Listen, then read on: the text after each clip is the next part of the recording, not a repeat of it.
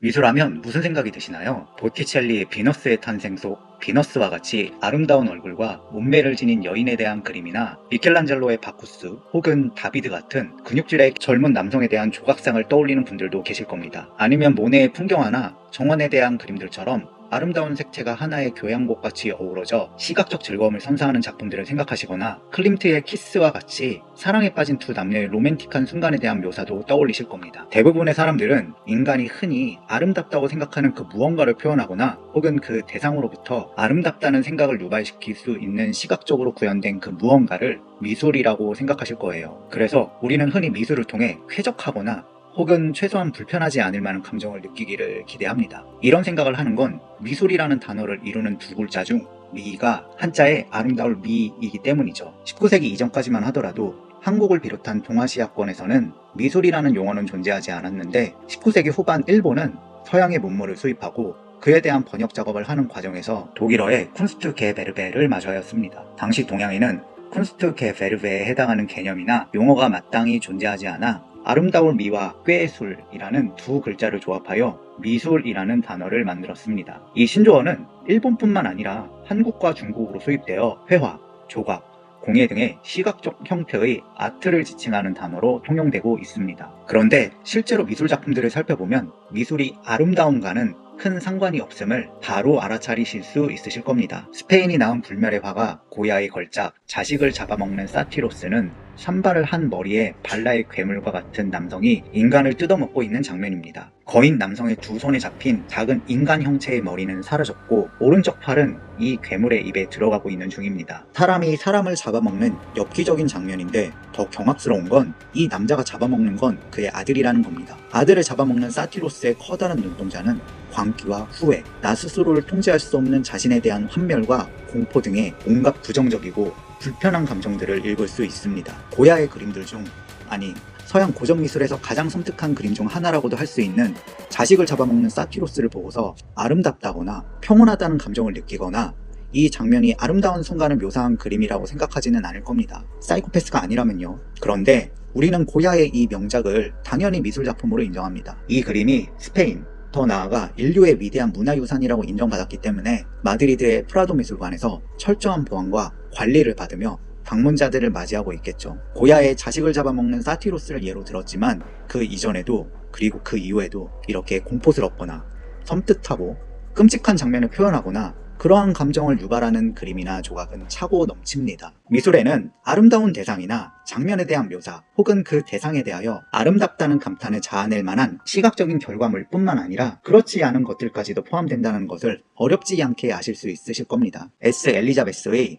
어둠의 미술은 일반적으로 아름답다고 보기 어려운 무섭거나 기괴하고 섬뜩하거나 불쾌한 그림들에 대한 책입니다. 엘리자베스는 작가 겸 큐레이터로서 마드모아젤 굴리라는 예명으로도 활동합니다. 어둠의 미술은 그녀의 기괴한 시각자료집 시리즈 중 두 번째 책입니다. 그녀는 2020년 10월 오컬트 미술을 출판하였습니다. 오컬트 미술은 신화, 영성체험, 마법 등 초자연적인 것들을 주제로 하거나 혹은 그로부터 영감을 받은 다소 기괴할 만한 미술 작품들을 몇 가지 주제로 분류한 후 관련된 짧은 길이의 에세이와 더불어 선택된 모든 미술품에 대한 3줄 정도의 짧은 소개글을 첨부하는 형식의 책입니다. 미술 에세이지만 소개된 미술품과 그 작품의 미술가들에 대한 대략적인 배경 지식을 얻을 수도 있는 교육적인 가치도 있는 미술 관련 책이에요. 미스테리, 호러, 초자연적인 현상, 실제 범죄 사고 등을 주제로 한 웹사이트 더 라인업에서는 신비한 것들에 대한 미술적 해석을 통한 시각예술이라며 오컬트 미술을 호평하였습니다. 엘리자베스는 2022년 9월 두 번째 책으로 어둠의 미술을 발표합니다. 전작에서 마법이나 초자연적 주제에 포커스를 맞추었다면 어둠의 미술에서는 죽음이나 광기 등 인간과 자연의 더 어둡고 깊은 심연의 세계로 들어갑니다. 호러 작가 피터 카운트는 이 책을 통해서 엘리자베스는 죽음, 폐허, 광기, 악신들과 육체적 일탈에 대한 미술관을 건립하였다. 이곳에서 그녀는 밤에 잠 못 들게 할 만한 불쾌한 생각들을 깊은 통찰력과 유머, 엄청난 애정을 보내며 무서운 미술에 대한 역사로 여러분들을 이끌고 있다고 논평합니다. 인간과 자연의 어두운 면을 들춰내는 그림들을 단지 한자리에 모으는 데 그치지 않고 그러한 미술에 대한 동서양의 역사를 간략하게 소개함으로써 독자들에게 무섭고 기괴하며 섬뜩한 미술들에 대한 지식 전달의 의미까지 있다고 평가합니다. 어둠의 미술에서 엘리자베스는 고야의 자식을 잡아먹는 사티로스와 동시대 활약하였던 스위스 출신의 영국 화가 퓨젤리의 대표작인 악몽과 같은 작품들도 소개하고 있습니다. 체코 브라보라는 이름으로 더 잘 알려진 프란체스코 몬텔라티니가 뱀에 휩싸여 마법과 주술을 이용하는 여인을 그린 아르미다나 여류 화가인 엘리자베타 시라니가 살인의 현장을 묘사한 자신을 강간하는 자를 죽이는 티모클레아와 같이 고야 이전의 17세기 이탈리아 바로크 시대의 그림들도 책을 통해서 확인해 볼 수 있습니다. 미술에 대해서 잘 모르는 일반인들도 한 번쯤은 본 적이 있는 명작 절규나 붉은색 머리의 여인이 젊은 창백한 얼굴의 남성을 품에 안고 목덜미를 물고 있는 듯한 장면에 뱀파이어를 창작한 뭉크나 프란시스 베이컨과 같이 19세기 말 20세기를 활동하였던 후배 미술가들의 작품들도 소개합니다. 심지어는 데미안 호스트의 신의 사랑을 위하여나 스티븐 매키의 모래인간과 같은 지금 이 순간 2020년대 활동하는 동시대 미술가들의 작품들까지 어둠의 미술에서는 다룹니다. 엘리자베스의 관심은 서양 미술에만 국한되지 않고 비록 일본 미술에 한정되기는 하지만 우타카와 쿠니요시의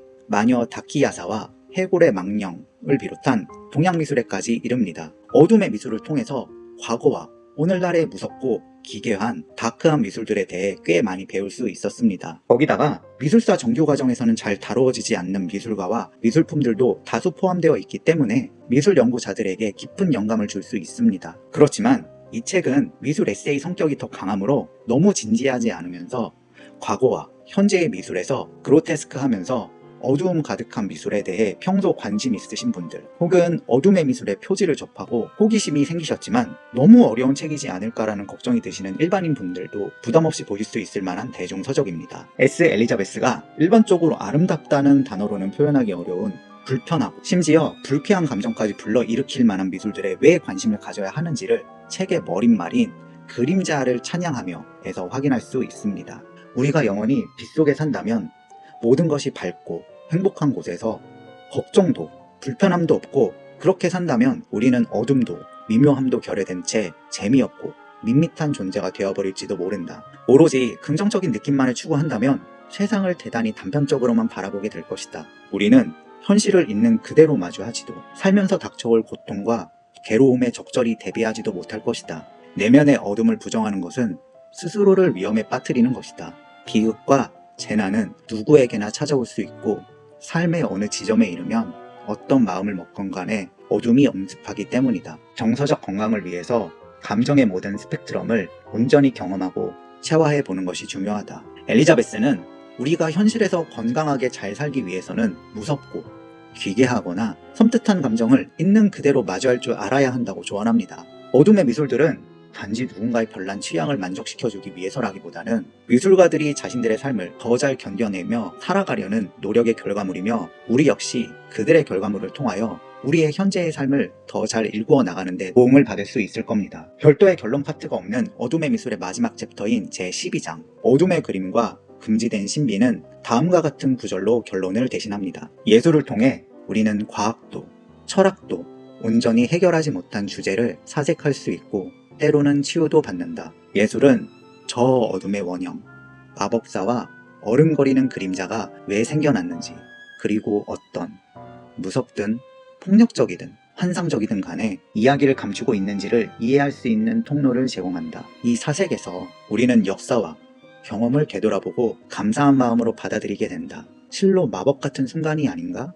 엘리자베스는 어둠의 미술들을 통하여 우리가 현재의 삶에 감사함을 느낄 수 있기를 바라고 있습니다. 니체는 나를 죽이지 못하는 고통은 나를 더 강하게 만든다라는 희대의 명언을 남겼잖아요. 미술로 구현된 고통, 괴로움, 공포, 비극의 순간은 우리가 직접 그 경험을 하지 않으면서도 나를 더 단단하게 만들어줄 수 있고 엘리자베스는 그 힘을 믿고 있습니다. 어둠의 미술에 이어 S. 엘리자베스는 2023년 9월 환상의 미술을 발표하였는데 최신작은 몽환적이고 신비로운 것들에 대한 시각자료집으로 2024년 한국에 정식 번역 출간되었습니다. 지금까지 오컬트 미술, 어둠의 미술, 환상의 미술에 총 3권의 책을 출간한 엘리자베스의 시각 자료집은 이로써 3부작이 되었는데, 앞으로 그녀가 어떠한 주제로 또다시 사람들을 색다른 미술의 세계로 안내할지는 모르겠지만 아마 지금까지와 그 성격이 크게 다르지 않은 작품들을 이어나가지 않을까 조심스럽게 예측해보며